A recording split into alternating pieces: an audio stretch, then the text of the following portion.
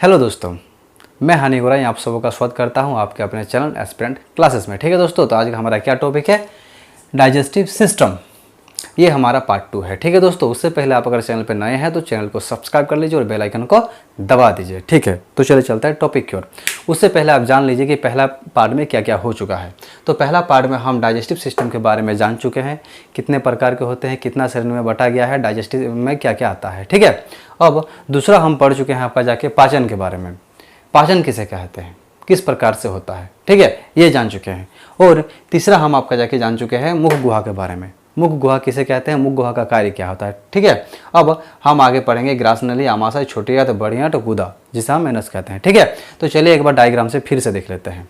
तो ये हमारा हो गया आपका जाके मुख गुहा। ठीक है, जिसमें आपका जाके लार ग्रंथि पाई जाती है, जिससे लार स्रावित होती है। इसका आपको विस्तारित देखना है तो आप पहला वीडियो देख लीजिए, डिस्क्रिप्शन में लिंक देख लीजिए। फिर मुंह के बाद यहाँ आ गया आपका जाके ग्रास नली, जिसे हम ओइसोफेगस कहते हैं। इसके बाद यहाँ आपका आ गया पेट, जिसे हम कहते हैं आमाशय, इंग्लिश में कहते हैं स्टोमक। ठीक है दोस्तों, अब ये घूमते फिरते ये है आगे यहाँ पर आ गया, ये हो गया आपका जाके क्या ना, छोटी आंत। ठीक है, जो कि सबसे लंबी नली है। अब छोटी आंत के बाद आपका जाके यहाँ आ गया, ये आ गया बड़ी आंत।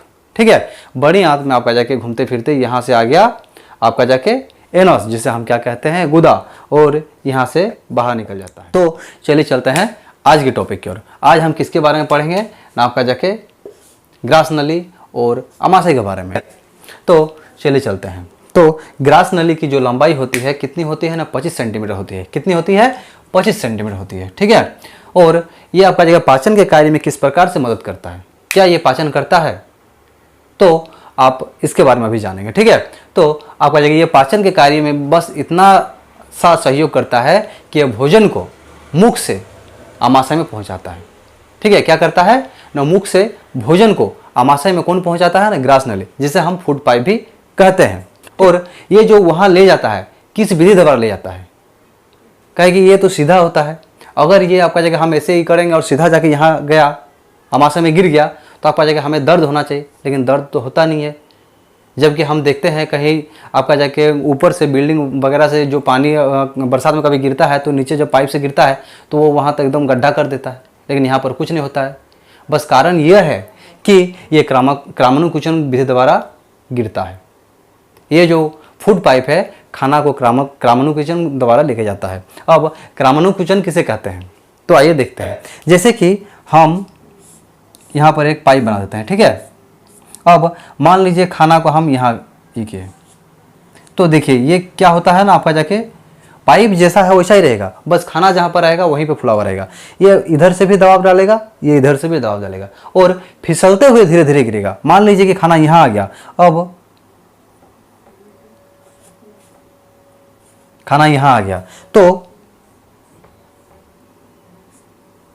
देखिए यहाँ फुला हुआ नहीं रहेगा, सिर्फ यहीं पे फुला हुआ रहेगा। मतलब जहाँ खाना रहेगा वहीं पे आपका जाके वो जितना जगह है उतना घेरेगा, बाकी आपका जाके जैसा पाइप है वैसा ही रहेगा। उसे ही हम क्रामानुकुचन कहते हैं। ठीक है, अब आगे चलते हैं।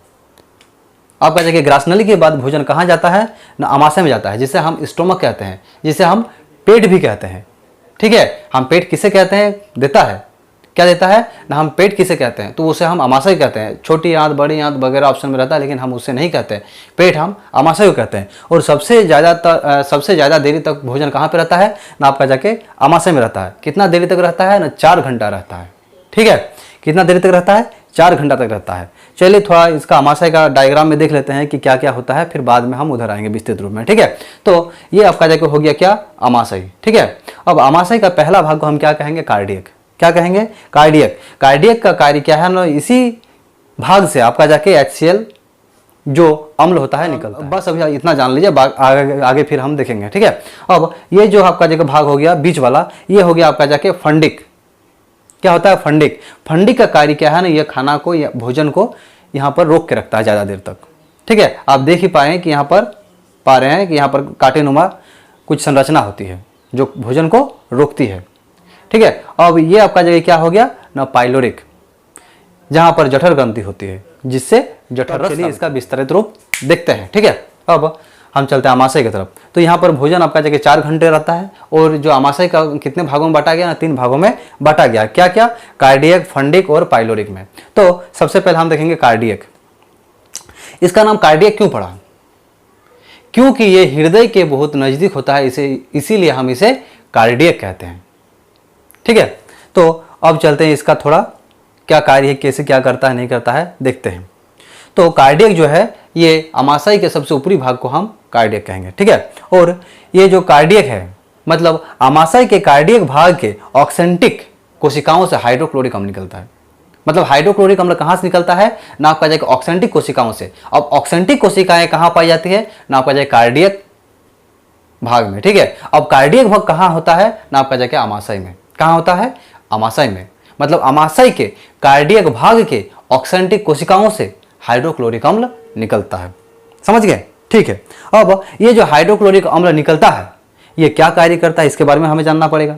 तो इससे पहले हम जानेंगे कि हाइड्रोक्लोरिक जो आपका जो अम्ल है इसका पीएच मान कितना होता है ना, 2 होता है। ठीक है, क्या होता है? 2 होता है। तो ये बहुत ही तीव्र अम्ल होता है और ये किसी भी चीज को गलाने के लिए सक्षम होता है। तो आप बोलेंगे ये तो हमारा पेट के अंदर रह जाता है, कैसे सर? ये तो हो ही नहीं सकता है, क्या कि हमारा तो चमड़ा जो है बहुत नरम है, ये लोहा वगैरह को भी गला देता है। तो आदमी का चमड़ा क्या बात है, ये तो कहीं नहीं रखेगा, कहीं सुझाव नहीं करेगा अगर उसके ऊपर गिर गया तो चलिए देखते हैं क्या होता है ना।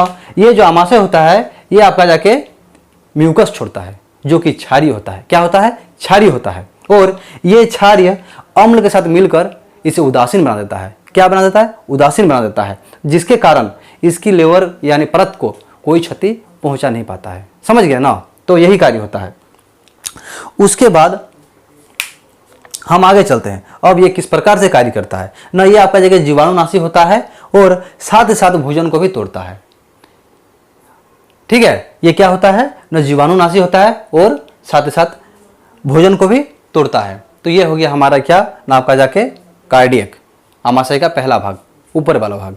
अब हम चलते हैं इससे थोड़ा आगे और क्या है ना, आपका जाके फंडिक। अब फंडिक क्या करता है, फंडिक का कार्य क्या है? तो फंडिक में आपका जाके रुज्जी पाया जाता है। आपको हम डायग्राम में बता चुके हैं कि यहाँ देखिए जैसे ये हो गया, ये रुज्जियाँ पाई जाती हैं। ठीक है, इसे कहते हैं रुज्जी। इसका कार्य क्या होता है ना, यह भोजन को ज़्यादा से ज़्यादा देर तक रोक के रखती है। ठीक है, और साथ ही साथ हम ये भी बताना चाहते हैं कि कभी हम अगर खाना देर से खाते हैं या हमें भूख लग जाता है तो हम बोलते हैं हमारा पेट में चूहा दौड़ रहा है, बड़ी दर्द कर रहा है। तो वो तो चूहा होता नहीं, तो वो कौन सा चीज़ होता है ना, आपका जाके होता है फंडिक। नहीं सॉरी, फंडिक नहीं, फंडिक में जो होता है आपका जाके कांटेनुमा संरचना जिसे हम रुज्जी कहते हैं, वो होता है रुज्जी। रुज्जी तब चुभता है जब ये खाली हो जाता है, तो ये रुज्जी ही चुभता है दीवारों में। ठीक है, जिसके कारण हमें दर्द होता है और हम बोलते हैं हमारा पेट में चूहा दौड़ रहा है। ठीक है, अब इसके बाद हम आते हैं पाइलोरिक।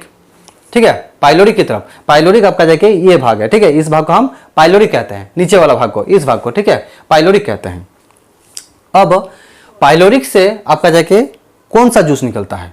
तो पाइलोरिक से हमारा आपका जाके गैस्ट्रिक जूस निकलता है, जिसे हम जठर रस कहते हैं। क्या? ये यहाँ पर आप देख लीजिए, गैस्ट्रिक जूस निकलता है जिसे हम जठर रस कहते हैं। क्या कहते हैं? जठर रस कहते हैं। ठीक है, अब इसमें बस यही निकलता है। अब देखेंगे कि जठर रस जो किस प्रकार से कार्य करता है या कैसे बनता है। सबसे पहले हम यही देखेंगे कि कैसे बनता है। तो जठर रस किसका किसका बना होता है ना, आपका जाके बना होता है रेनिन एवं पेप्सिन का बना हुआ होता है। किसका? रेनिन एवं पेप्सिन का बना होता है। ठीक है, अब हम रेनिन के बारे में सबसे पहले देखेंगे। रेनिन क्या कार्य करता है? तो रेनिन आपका जगह कैसिनोजन को कैल्शियम पैराकेसिनेट में बदलता है। किसमें? कैल्शियम पैराकेसिनेट में। और आप बोलेगा जो कैसिनोजन है ये कहाँ पाते हैं हम लोग, ये किससे हमारा पेट में जाता है? क्या लेते हैं हमारा कैसिनोजन ताकि पेट में जाए? हम उसका आहार किससे लेते हैं? तो हम कहेंगे दूध से लेते हैं। ठीक है, कभी आप देखे ही होंगे अगर घर में छोटा बच्चा है तो उसको देखिए दूध पिलाते हैं और गला तक पिला देता है मम्मी जो होता है। उन लोग को तो होता ही नहीं कि जब तक ना वो वॉमिटिंग करे तब तक तो लोग पिलाते ही रहते हैं। ठीक है, तो आप देखे ही होंगे कि जब वो दूध ज़्यादा पी लेता है और यहाँ से आपका जाके जब वो उल्टी करता है, क्या कि उतना तो उसका रह नहीं पाता, जितना मन उतना दे देता है उसका मम्मी, समझ में ना उसको, उन लोग को तो लगता है कि कम ही खाया है। ठीक है, तो तुरंत जो वॉमिटिंग करता है, देखिएगा दूध नहीं निकलता, दही निकलता है। तो बस वही होता है, उसको दही कौन बनाता है ना, आपका जाके रेनिन बनाता है। ठीक है, तो ये हो गया हमारे जाके। फिर आ गया दूसरा पेप्सिन, ठीक है। पेप्सिन, पेप्सिन क्या करता है ना, आपका जाए कि प्रोटीन को पेप्टॉन्स में बदलता है। तो हम यहाँ पर कहते हैं कि जैसे कि प्रोटीन का पाचन कहाँ से स्टार्ट होता है, तो प्रोटीन का पाचन आपका जगह रासायनिक रूप से बोलिएगा तो हमारा स्टार्ट होता है यहाँ से, पेट से यानी आमाशय से। और अगर आप फिजिकल बोलिएगा तो मुंह से स्टार्ट होता है। कैसे ना, हम जब प्रोटीन मुंह में लेते हैं तो उसे हमें चबाना पड़ता है, तो वो भी फिजिकल क्रिया से तोड़ते हैं, तो वो भी एक पाचन ही है। तो अगर रासायनिक तरीके से कहा जाए तो वो होता है आमाशय से, और अगर फिजिकल तरीके से कहा जाए तो हमारे स्टार्ट हो जाता है कहाँ, मुख से, ठीक है। तो ये हमारा हो गया। और आगे देखते हैं, जठर रस का जो रंग होता है वो हल्के पीले रंग का होता है। कैसा होता है ना, हल्के पीले रंग का होता है, ठीक है। तो हमारा जो टॉपिक है यहीं पे आज खत्म हो गया, ठीक है। अब हमारा क्या बचा ना, आपका जगह छोटी आंत, बड़ी आंत तथा गुदा, जिसे हम एनस कहते हैं। तो ये जो होगा आपका नेक्स्ट टॉपिक में, आपका जगह 3rd नंबर टॉपिक में बोला जाएगा, ठीक है। तब तक आप इस वीडियो को देखिए, और इसमें आपको थर्ड पार्ट में आपको क्या क्या आपका जगह और ज़्यादा चाहिए या और थोड़ा डीप में आपका जगह बताया जाए, आप कमेंट बॉक्स में कमेंट कीजिए, ठीक है। चलिए, टेक केयर, टाटा।